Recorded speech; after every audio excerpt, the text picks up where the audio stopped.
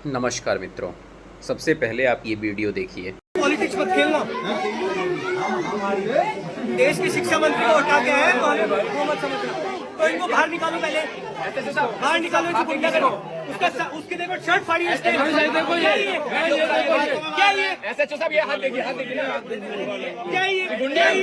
SHO साहब ये देखो।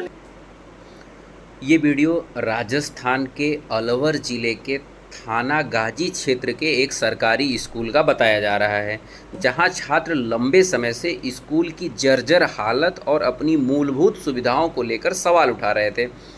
मामला तब और चर्चा में आया जब सीजेपी के राष्ट्रीय प्रवक्ता आशुतोष रंका जी वहां छात्रों की आवाज़ उठाने पहुंचे।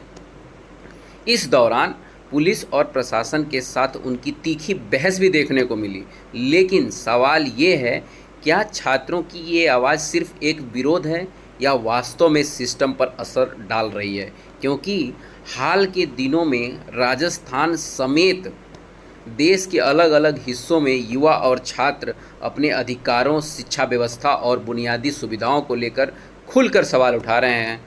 और सबसे बड़ी बात, अब सिर्फ जेन जी ही नहीं बल्कि जेन अल्फ़ा के बच्चे भी अपनी समस्याओं को लेकर आवाज़ उठाते दिखाई दे रहे हैं। हाल ही में उत्तर प्रदेश में स्कूली बच्चों ने अपने स्कूल तक सड़क की मांग को लेकर प्रदर्शन किया, जिसे सीजेपी की तरफ से भी समर्थन मिला।